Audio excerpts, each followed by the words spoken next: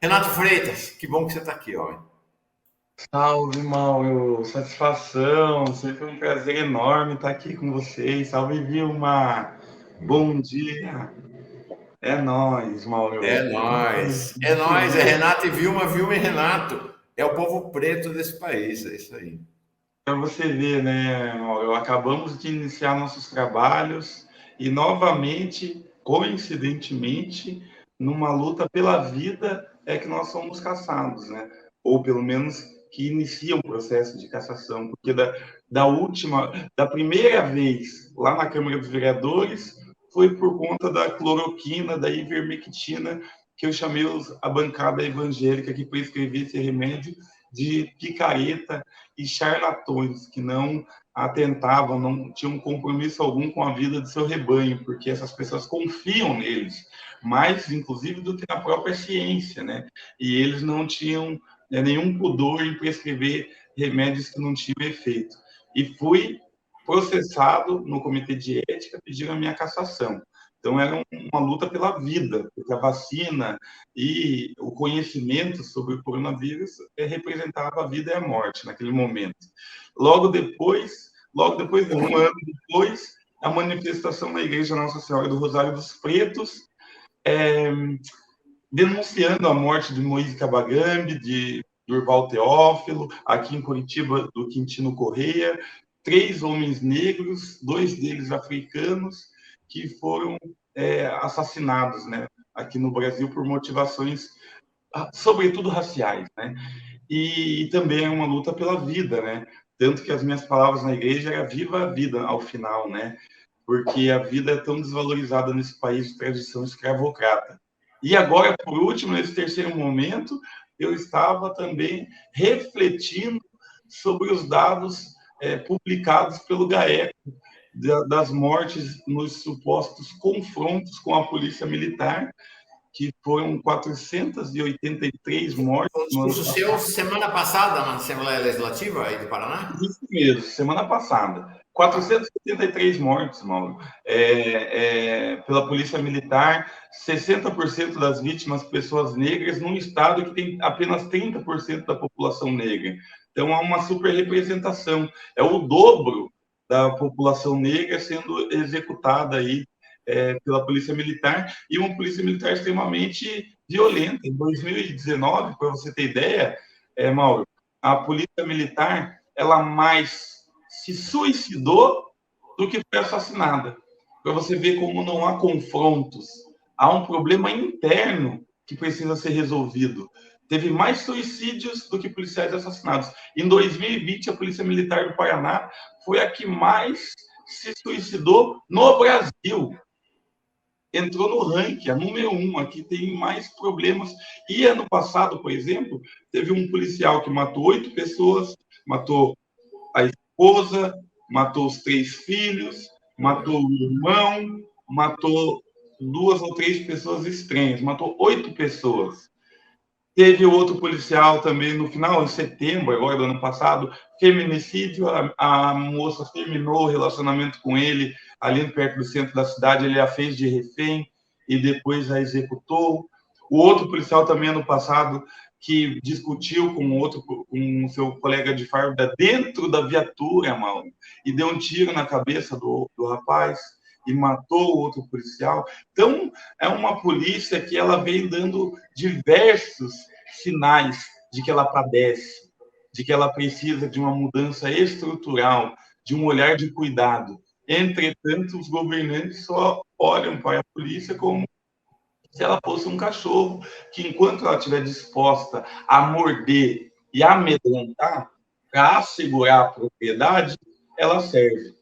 Não importa se esse cachorro está com algum tipo de transtorno mental e eventualmente ele pode até morder o dono, porque o dono desse cachorro ele é inatingível, inalcançável.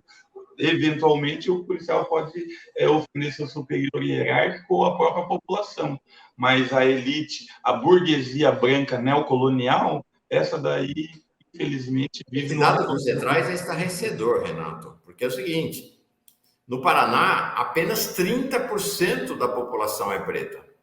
No entanto, 60% dos mortos pela PM são pretos. Impressionante. É realmente é um massacre, né, Renato? É um massacre da população. Com certeza. E agora pense que nós temos 54 deputados estaduais. 54, é um número muito grande.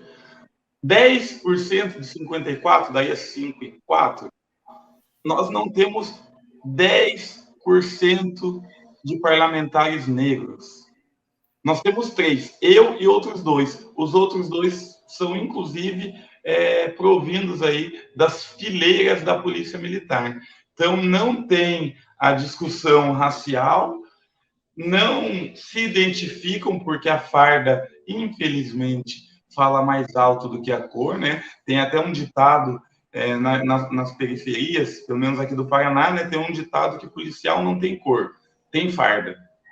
Porque esse mesmo policial negro, numa abordagem, ele age especialmente com maior violência em relação a nós, porque ele tem que afirmar o pertencimento dele à corporação.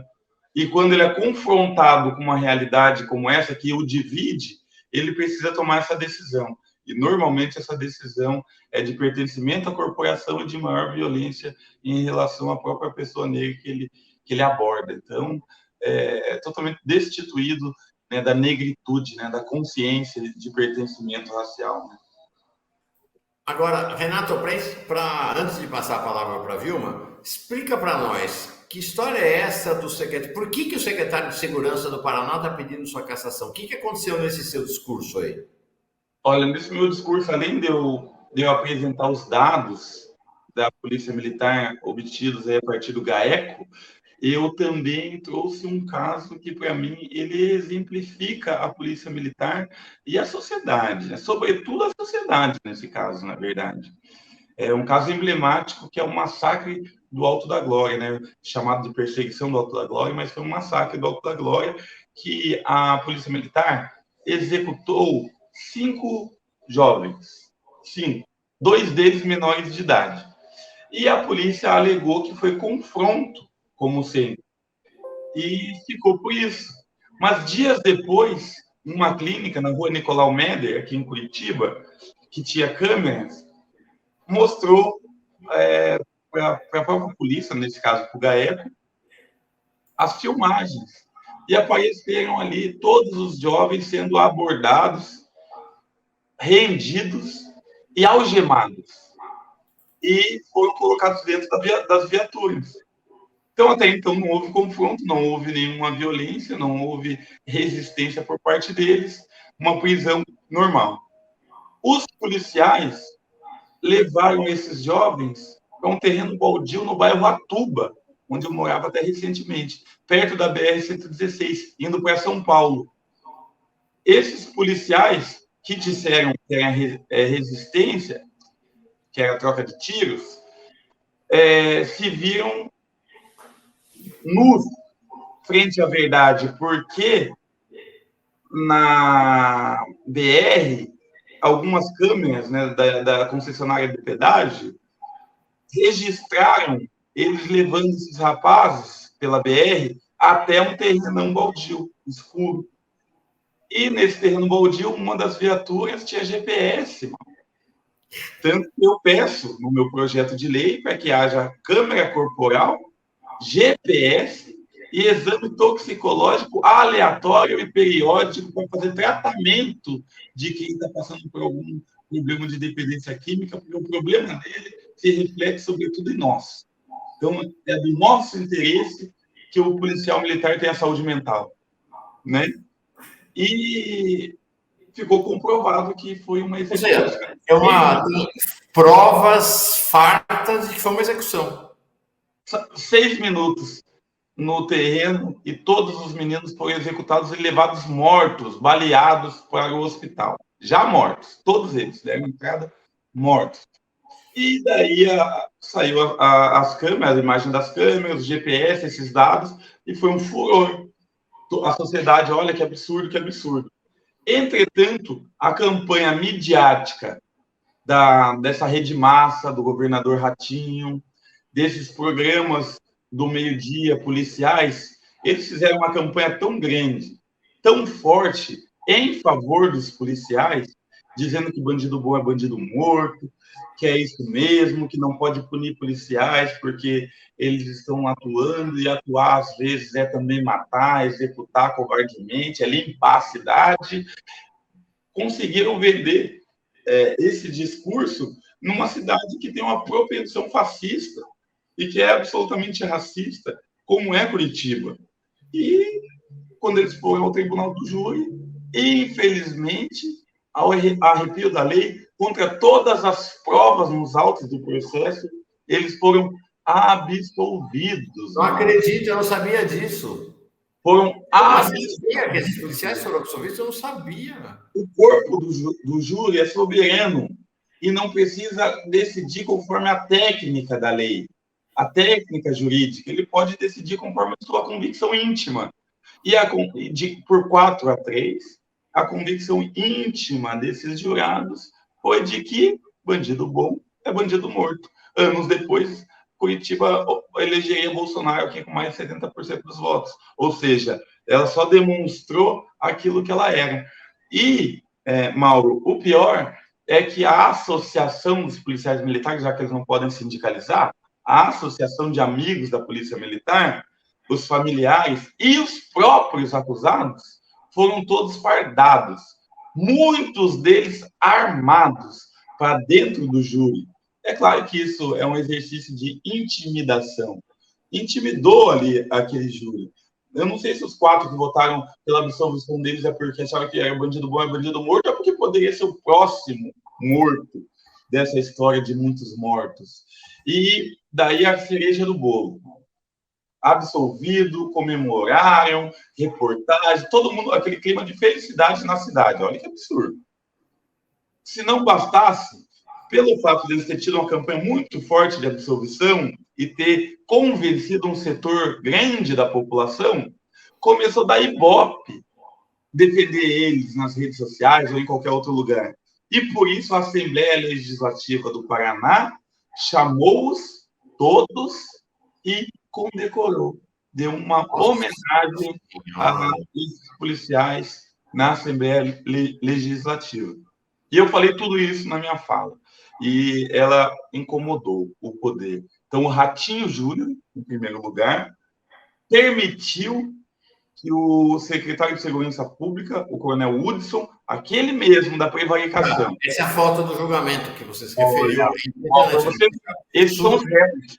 Pode o réu de assassinato entrar para ser julgado com a roupa de servir e proteger, impondo um sentimento contraditório no jurado? Não pode. Não pode. Por que os outros réus vão de uniforme da cadeia e algemado? Já pré-julgado. E eles vão assim, desse jeito, e muitos armados, Mauro. Muitos deles armados. Pode isso? Não pode, né? E a notícia da Alep de que eles foram homenageados saiu do ar, saiu do Google. Mas todos sabemos, porque foi em 2009, desculpa, foi 2009, e nós aqui em Curitiba, todos nós, no Paraná, lembramos. Mas essa notícia é difícil de achar. E esse tenente-coronel Hudson foi o mesmo que falou que estava prevaricando os bolsominions golpistas que estavam fechando as ruas, interditando as ruas. E ele mesmo diz, estou sendo... Fica desse jeito, fica desse jeito, olha, eu sou a favor de vocês, eu não poderia nem estar fazendo isso, porque eu estaria prevaricando e tal. Ele próprio foi homenageado, foi elevado, foi promovido a secretário de Segurança Pública pela postura cúmplice com os golpistas que ele teve. E agora ele me processa junto com o delegado Tito Barrichello, um armamentista absolutamente maluco que anda com um fuzil AR-15 dentro do carro, filmando em suas redes sociais, e que é a grande voz dos CACs aqui no Paraná. O coronel Hudson já entrou com pedido de cassação. Como é que está esse processo na Assembleia, Renato? Está tramitando como ele fez a partir do governo, foi para a Casa Civil, para ter um parecer da Procuradoria do Estado sobre a legalidade do pedido. Salvo engano, foi já despachado pela legalidade. Acredito que entre hoje e amanhã, esse processo aí vai estar na mesa diretora da Assembleia Legislativa. Meu Deus. Vilma, de novo, essa história do Renato é estarrecedora. Você que foi defensora da Defensoria Pública na Bahia, imagino o teu sentimento. Qual o teu olhar como líder da Coalizão Negra por Direitos para isso que está acontecendo no Paraná? A partir de amanhã, pode ser aberto um novo processo de cassação de Renato por racistas no Paraná. Renato, meu irmão, pesado, né? É violência, é brutalidade o tempo todo, mas eu gostaria de dizer que eles governam com a nossa morte, eles governam com o nosso sangue, secularmente, mas agora com uma espécie de... Olha que a gente lutou muito para interromper essa forma de governar no Brasil e eles conseguiram colocar como um modelo, né? Um modelo de governar. E se a gente não se movimentar, Mauro e Renato, quer dizer, a gente vai assistir novamente todos os horrores que nós assistimos e que a gente vivenciou, que no início ali a gente pensar, nossa, essa direita aí confrontando com o Renato. Na verdade, não era. O horror que se instalou na Câmara Municipal de Curitiba e que, na sua primeira ida, Renato, à Assembleia Legislativa, eles já estavam te apontando, né? A gente lembra perfeitamente, eles já estavam te apontando, dizendo, olha ele ali, né? Cuidado com ele. E nós entendemos que um espaço parlamentar não pode ser um covil, né? Onde os poderosos se reúnem para se protegerem.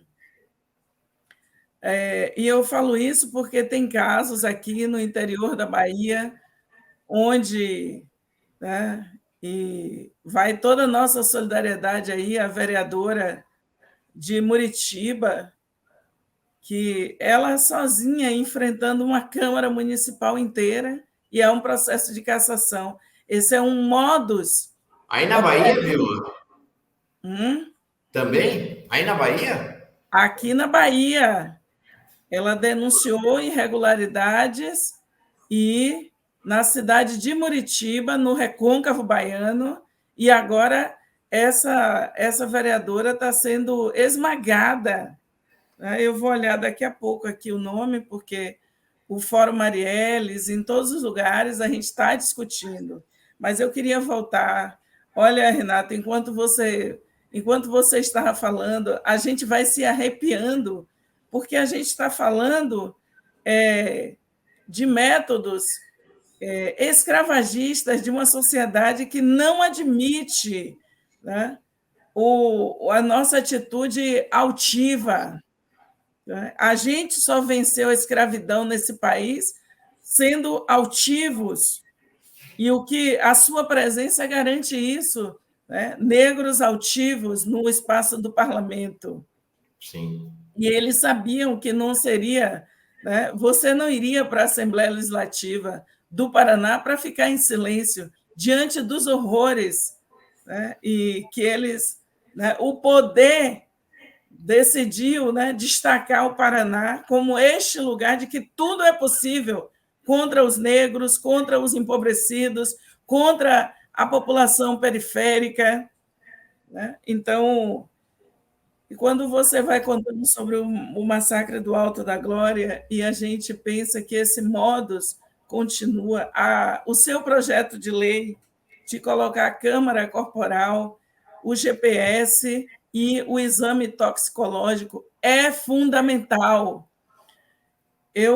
A gente vai levar, Renato, para outros lugares onde a gente possa se juntar com mais pessoas para a gente fazer o que me parece que, a nossa forma de enfrentamento à violência política será nós termos uma espécie de eu vou usar um termo, né, tipo um habeas corpus, para exercer o mandato. Isso é um absurdo, Mauro, né? Quer dizer, nós não temos o direito de exercer o mandato e de sermos altivos. Quem disse que seria possível um parlamentar, com a sua agenda, Renato Freitas, chegar no espaço da Assembleia e ficar em silêncio? Que preço, que pacote de covardia eles querem nos impor?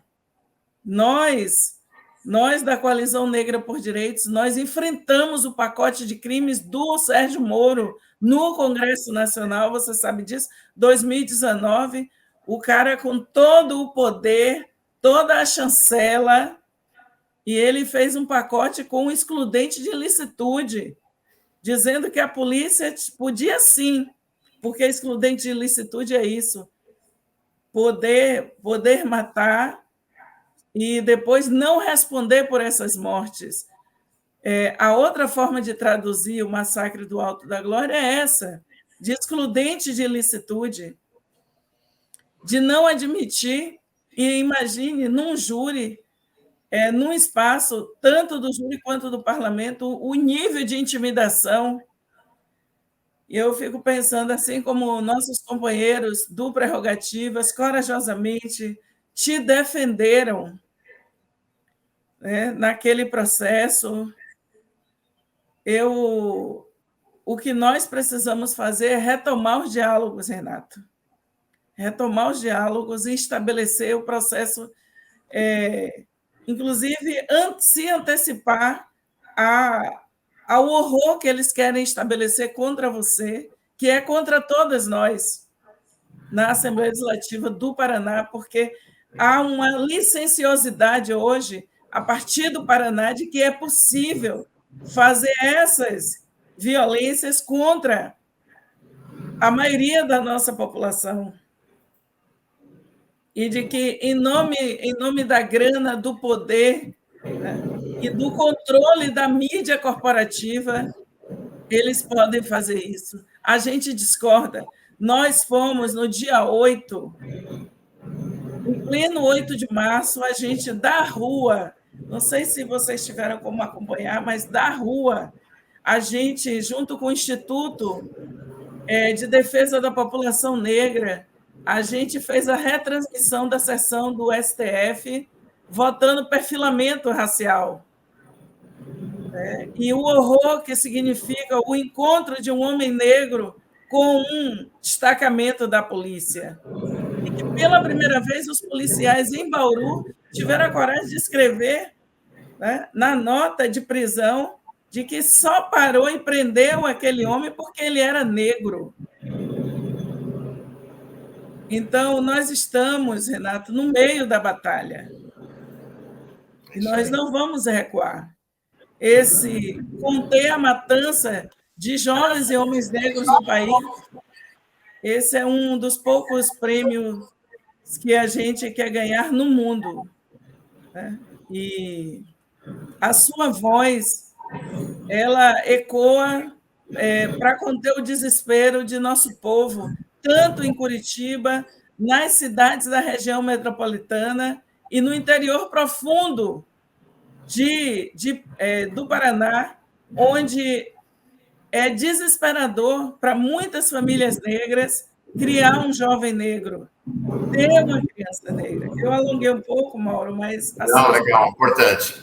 Renato, para encerrar, eu sei que tanto você quanto o Vilma estão com uma agenda apertadíssima. Como é que estão as articulações, se é que elas já começaram, para a defesa do seu mandato? Na sexta-feira teve aqui no fórum, no 11h30, seu advogado, o Cacai, né, que teve um papel-chave ali na luta contra a cassação do seu mandato na Câmara, e ele falou tudo absolutamente ilegal, né? É uma perseguição patente ao Renato. Me parece que ele está, inclusive, disponível para entrar nessa batalha de novo com você. Como é que estão as articulações para garantir o seu mandato, Renato? Olha, Mauro, eu tive a oportunidade de encontrar a nossa presidenta Gleisi recentemente aqui em Curitiba, e antes, inclusive, né, dessa tentativa de cassação inesperada, que eu realmente não imaginava, que já no início, né, foi a minha terceira fala, né, minha terceira intervenção ali na tribuna, e já teve um pedido de cassação, né? Então eu vejo também isso como uma tentativa de censura, de dissuadir, né, de tentar me dissuadir dos meus propósitos. Mas voltando, conversei com a Gleisi para que nós fiquemos mais sintonizados naquilo que ocorre aqui em Curitiba, sobretudo no que diz respeito à violência policial mesmo, né? Falei com ela por um longo período de tempo, conversei com outros parlamentares e tentei, de algum modo, me aproximar para que em outros momentos, como ocorreu lá em fevereiro, eu não ficasse tão distante das direções nacionais do partido, como fiquei naquele momento, né? Fiquei um pouco isolado, a resposta do partido demorou, e agora foi exatamente o oposto. O próprio presidente estadual, o Ailson, fez uma nota do Partido dos Trabalhadores aqui, uma nota muito boa, explicando o que ocorreu, condenando essa tentativa de censura. O Requião se manifestou, Requião pai, Requião filho, e a Gleisi reproduziu a nossa nota nas suas redes sociais. Acredito que agora nós teremos uma condição de dar uma resposta, enquanto Partido dos Trabalhadores nacional, ao tenente-coronel Hudson. Isso aí, se vier, eu acho que vai também, de algum modo, dissuadir eles de novos e eventuais pedidos de cassação. Porque, embora eles saibam que seja difícil me cassar, porque está, né, dentro do meu poder, da minha liberdade de expressão, sobretudo da minha liberdade parlamentar, mas eles ficam incitando o ódio, porque, olha, o coronel Hudson, ele é respeitado na Polícia Militar do Paraná, e ele joga no grupo de WhatsApp para todos os policiais militares do Paraná que eu sou inimigo da corporação, que eu estou caluniando a corporação, que eu devo perder, inclusive, o meu mandato. Ele faz acusações muito graves e incita uma corporação que, como eu demonstrei, que Ele já está colocando sua vida em risco, Renato. Ele está colocando sua vida em risco. Exato, falou tudo. Agora eu espero que o Partido dos Trabalhadores tenha a noção da gravidade desse caso. Não é só mais um caso qualquer, não é um e-mail apócrifo dizendo vou te pegar, vou te matar, e você não sabe nem quem mandou, nem quando mandou, nem nada, e que já é uma ameaça, não estou diminuindo, é uma grande ameaça isso também. Mas essa não é uma ameaça certa. São eles, policiais militares, treinados, muitos deles cheios de transtornos mentais, de psicopatia, que estão mirando em mim como um inimigo comum. E isso aí fez com que eu me mudasse de casa. Estou nessa casa que não faz nenhuma semana, Mauro. Tá. Você está fora de casa faz uma semana? Me mudei de casa. Não faz nem uma semana. Nossa. Chocante. Chocante. E o secretário de Segurança do Paraná está colocando sua vida em risco, fazendo uma campanha para colocar a tropa, sei lá quantos PMs tem, milhares de PMs do Estado, contra você. Impressionante. Uma pessoa. Bom, aqui você sabe, né, Renato?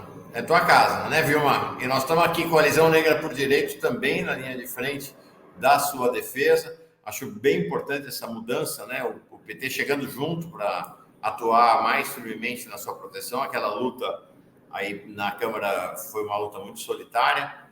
Que bom, que bom. Vamos fazer essa resistência e toda hora aqui a casa é sua. Você sabe, Renato, Vilma, não preciso nem dizer, né, Vilma? Toda semana está aqui com a gente. Obrigado a vocês dois. Boa semana, boa jornada, boas lutas, boa resistência. Abração. Valeu, Vilma. Um beijo, um abraço, um axé.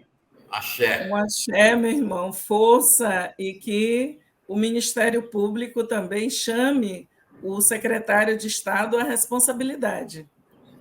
Está aqui a nossa fala, que chame à responsabilidade. Isso aí.